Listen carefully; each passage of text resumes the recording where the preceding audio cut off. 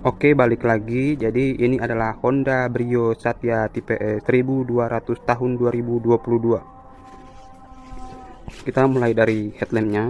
Untuk lampu sennya masih bohlam, headlampnya juga masih bohlam, positioning lampnya udah LED, fog lamp masih bohlam, dan untuk grill depannya dia di sini desainnya dia nyambung sampai ke headlampnya, dan terdapat logo Honda yang cukup besar di depan. Untuk kisi-kisi grillnya di sini motifnya sarang tawon, jadi kayak gitu bro. Untuk wipernya masih batangan seperti kayak gini, belum frameless.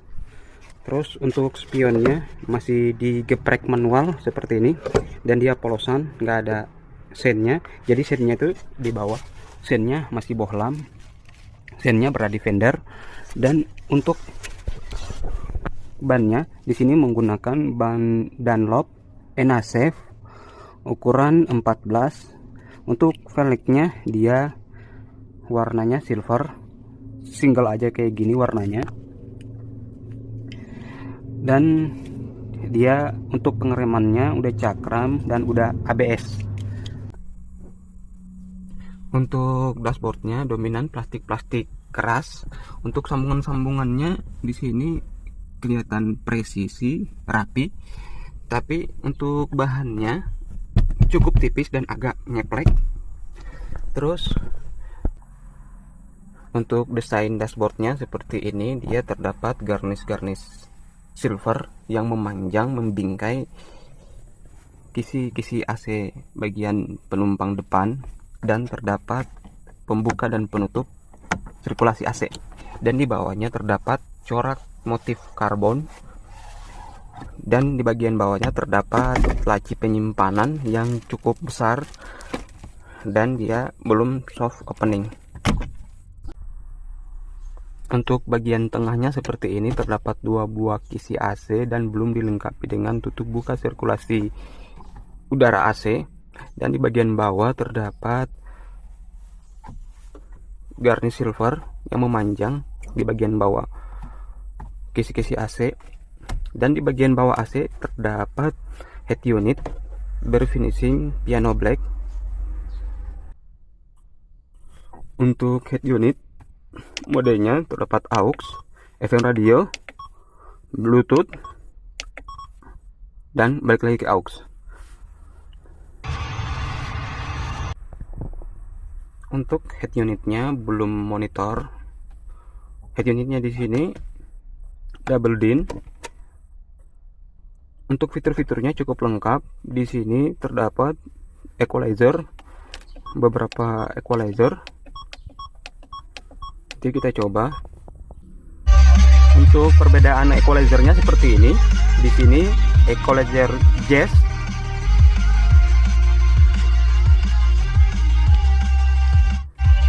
klasikal,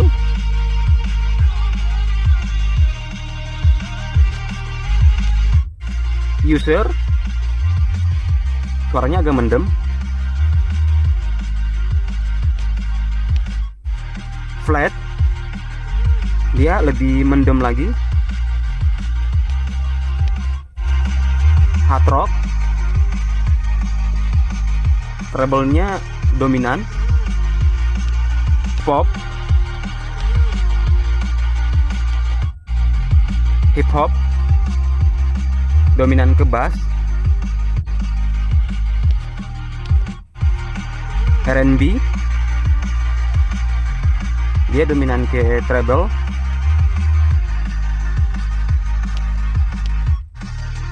dan balik lagi ke jazz. Untuk equalizernya bisa kalian setting sesuai selera.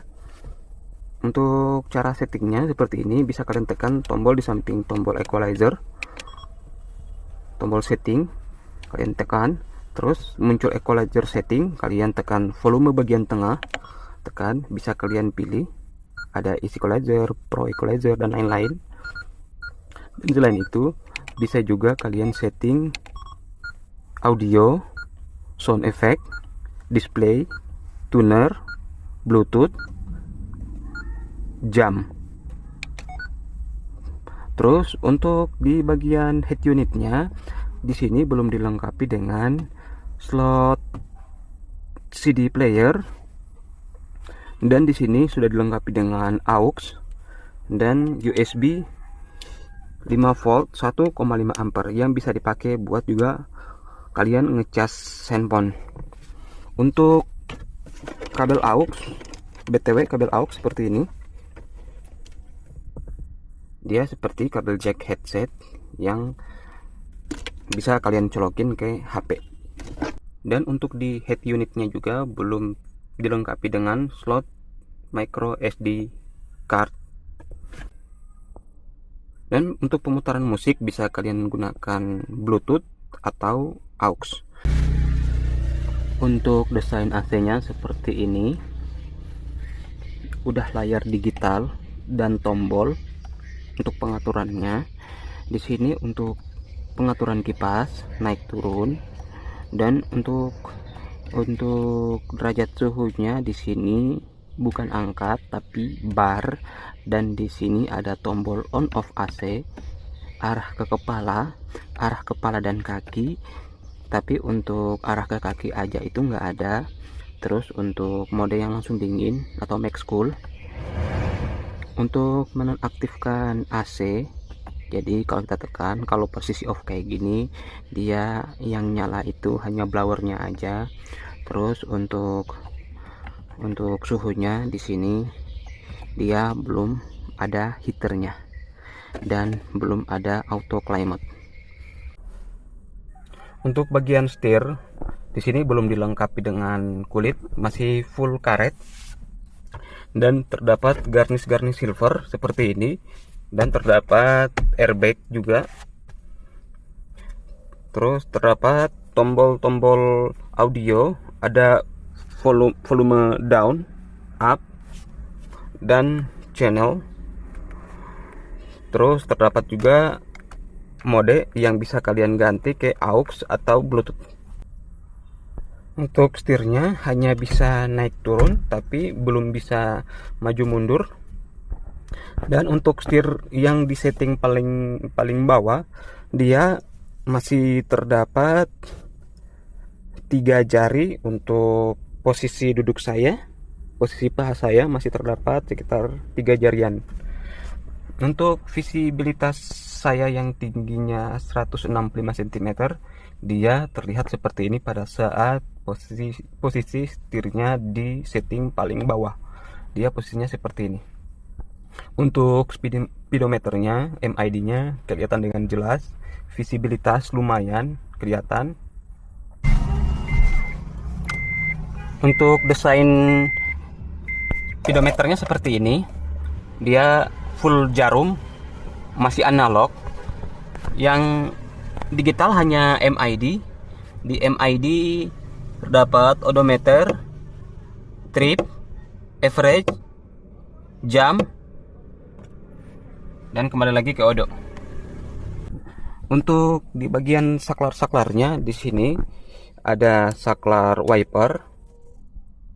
Sini terdapat saklar wiper, dan di sini terdapat saklar headlamp, saklar fog lamp, headlamp, dan sein saklar fog lamp.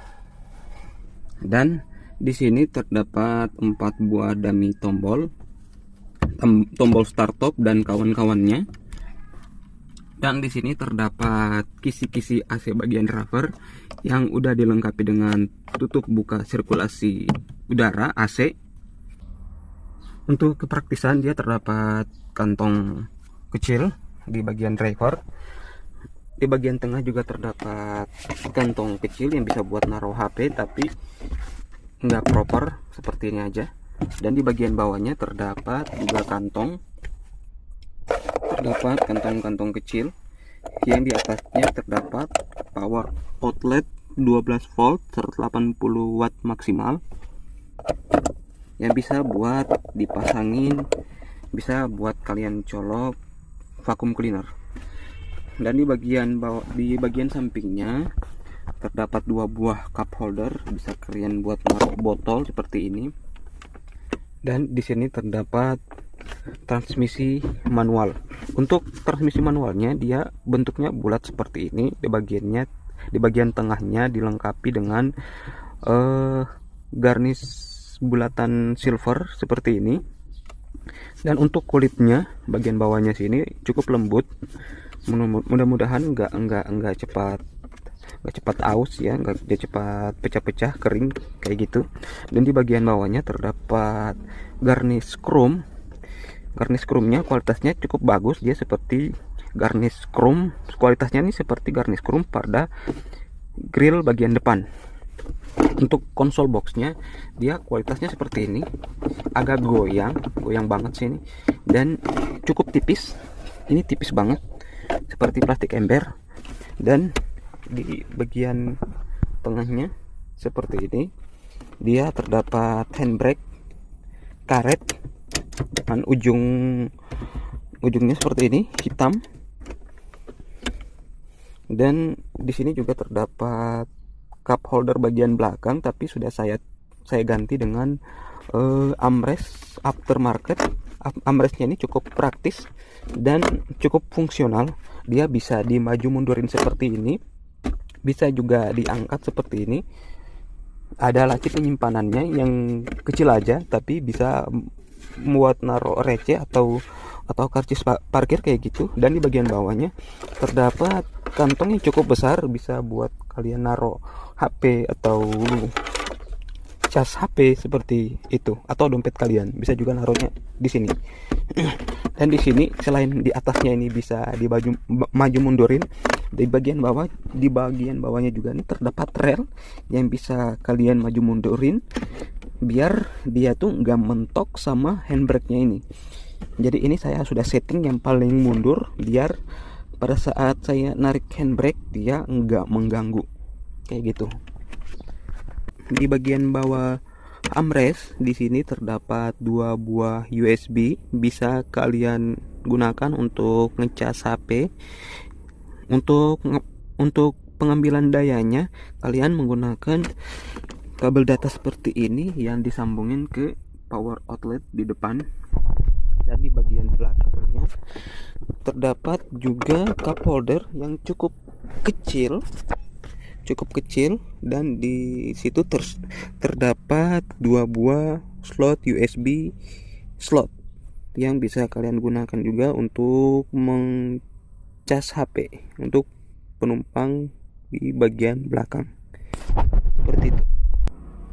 Jadi cukup praktis untuk armrestnya. Oh ya, dan transmisinya ini dia 5 speed manual.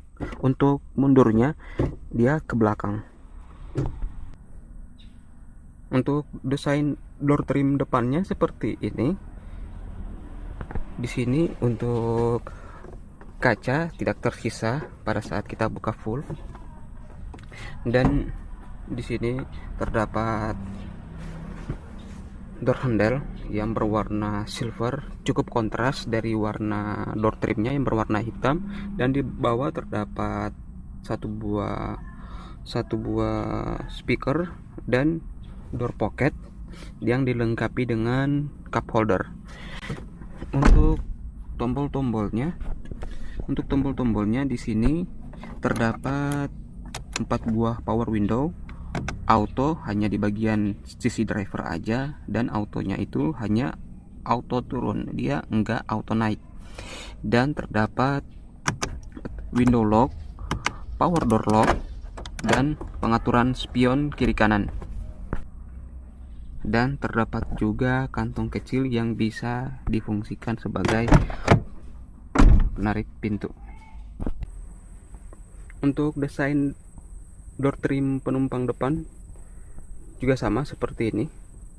Dia terdapat 1 buah power window dan terdapat door pocket dan cup holder. Terdapat 2 buah kantong di bagian armrest.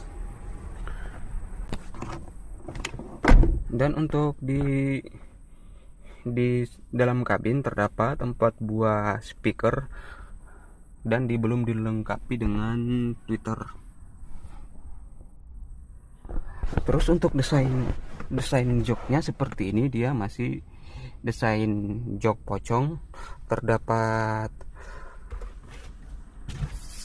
sabuk pengaman berwarna hitam yang masih fix kayak gini. Dia belum bisa disetting naik turun. Sabuk pengamannya 3 titik. Untuk desain jok belakang seperti ini, dia headrestnya terpisah, bisa disetting naik turun. Tapi untuk konfigurasi joknya dia nyatu seperti itu, dia belum bisa dibagi 40-60 ataupun 50-50. Dan untuk jok belakangnya dia belum dilengkapi dengan ISOFIX. Untuk warna jok belakangnya senada dengan jok bagian depan dan sewarna dengan plafonnya. Untuk joknya di sini cukup empuk, dia terdapat bucket seat, semi bucket seat, tapi cenderung tipis. Untuk bagian belakang dia dilengkapi dengan kantong-kantong seperti ini, kiri kanan. Di jok bagian penumpang depan juga terdapat kantong sama seperti ini. Joknya masih full kain. Untuk pengaturan joknya hanya bisa reclining, maju mundur. Posisi jok depan adalah posisi nyetir saya. Untuk saya yang tinggi 166 cm. Untuk bagian belakang masih tersisa ruangan sekitar 16 jari dan ruang kaki yang masih bisa lumayan luas. Dan untuk desain door trim bagian penumpang belakang, desain door trimnya seperti ini. Dia masih menyisakan kaca belakang sekitar 5 jari.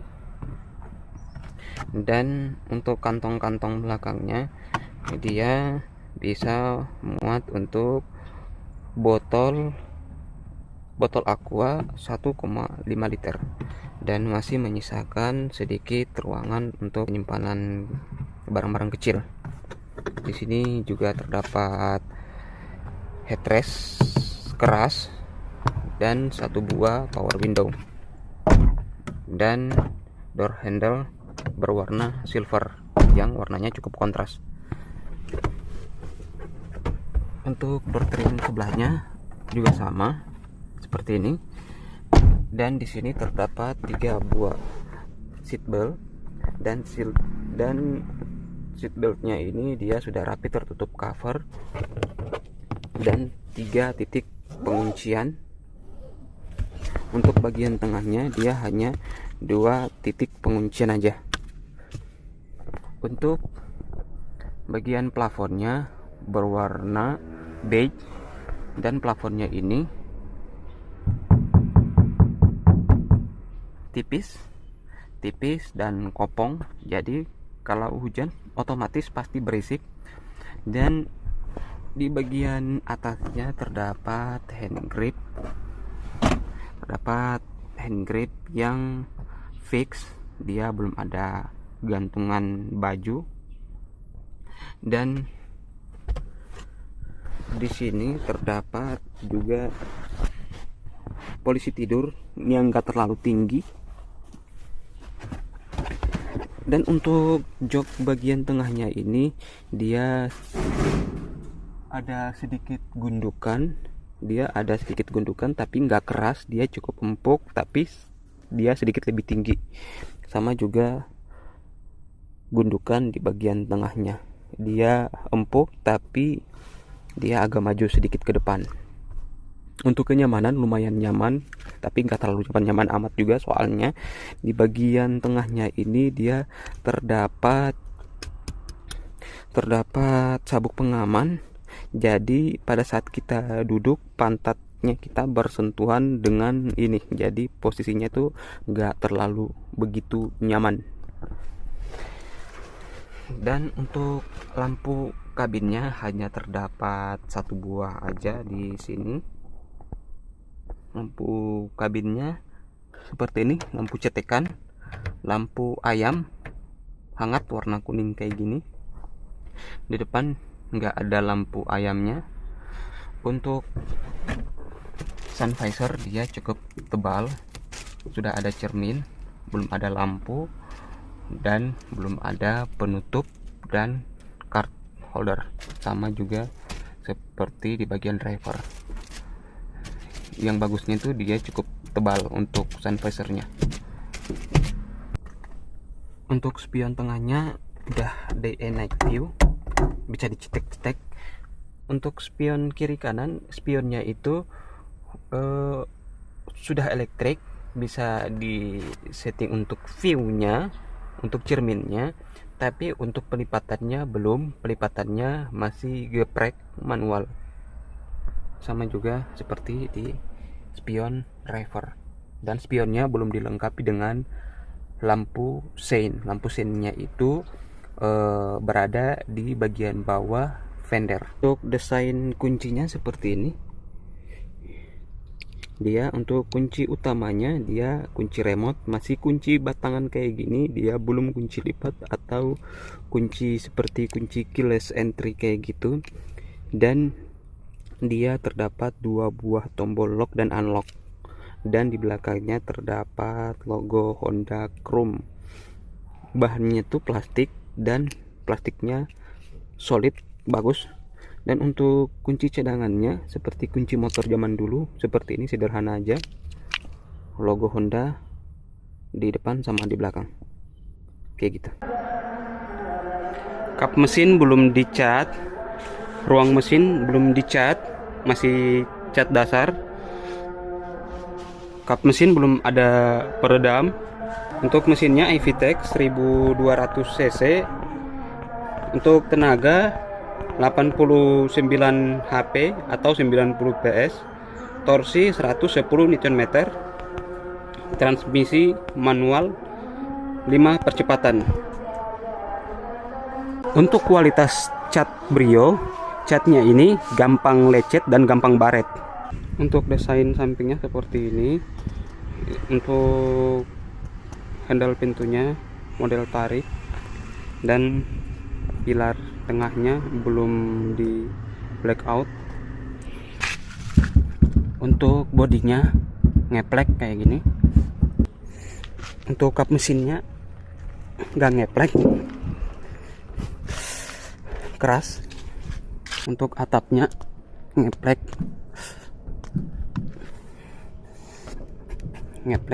untuk bagian atapnya. Untuk bagasinya seperti ini, cukup luas, bisa muat untuk 4 galon, dan di bagasinya belum terdapat lampu bagasi dan gantungan barang. Untuk pelipatan jok belakangnya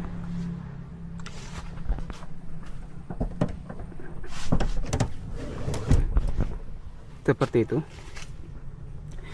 Untuk lantainya belum rata lantai, masih ada gundukan di jok belakang sekitar 7 jari. Dan untuk bibir bagasinya di sini masih ada sekitar 10 jari. Jadi cukup tinggi, tapi untuk lantainya itu cukup dalam ke bawah. Untuk pintu bagasi terdapat handle kayak gini, dan untuk mekanisme buka pintu bagasinya udah elektrik, dan dia ditutup cover seperti ini, seperti cover peredam. Untuk desain belakangnya seperti ini, dan untuk lampunya masih full bohlam, lampu belakangnya, dan lampu untuk plat nomornya juga masih full bohlam. Dan untuk plat di pintunya ini tipis, sedikit ngeplek, dan dia itu gampang penyok. Ini tuh pernah kesenggol sama apa gitu, tapi bukan benda yang keras, makanya dia tuh langsung penyok kayak gini. Dan untuk bagian belakangnya dia sudah terdapat diffuser, tapi diffusernya itu beli sendiri. Jadi untuk mendapatkan diffuser itu di tipe RS kayak gitu. Dan untuk spoilernya juga untuk tipe Satya dia tuh nggak dapat spoiler, itu spoilernya saya beli sendiri. Dan untuk desain wipernya cukup bagus, rapi, nggak kayak di depan, dan terdapat logo Satya di belakang. Oke bro, oh ya, dan dia belum terdapat defogger. Thank you bro.